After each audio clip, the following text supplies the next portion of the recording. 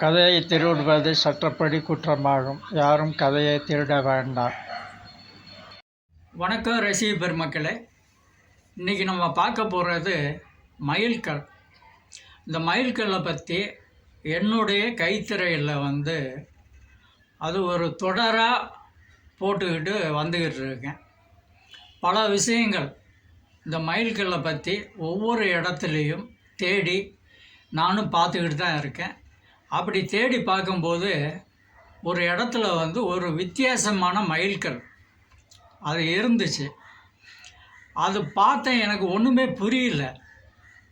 என்னடா மயில்கல்லில் இத்தனை கிலோமீட்டருன்னு சொல்லி நம்பர் எழுதி போட்டிருப்பாங்க, இதில் நம்பரே கிடையாது. ரவுண்டாக போட்டு விட்ருக்காங்க, அதில் எதுவுமே இல்லை. அது பழைய காலத்து மயில்கல் அப்படிங்கிறத நான் நினைக்கிறேன். அது ரோட்டில் புதஞ்சி இருந்தது. அதை பார்த்து அதை ஷூட் பண்ணி ரொம்ப பேர்கிட்ட கேட்டாங்க, உள்ளவங்ககிட்ட. அதை பற்றி அவங்க எதுவுமே தெரியாதுன்ட்டாங்க. சரி, அந்த விஷயத்தை மக்களுக்கு சொல்லணும் அப்படிங்கிறதுக்காக தான் நான் அதை ஷூட் பண்ணிவிட்டு வந்திருக்கேன். அந்த மயில்கல்லை பற்றி எனக்கு ஒன்றும் சரியாக தெரியல. அது ரவுண்டு மட்டும்தான் போட்டிருக்காங்க. அது எந்த காலத்து மயில்கல் அப்படிங்கிறதும் எனக்கு ஒன்றும் புரியல. இப்படியும் சில மயில்கல் நம்ம தமிழ்நாட்டில் இருந்திருக்கு. அப்படிங்கிறதுக்காகத்தான் நான் உங்களுக்கு இந்த மயில்கல்லை காட்டுறேன், பாருங்கள்.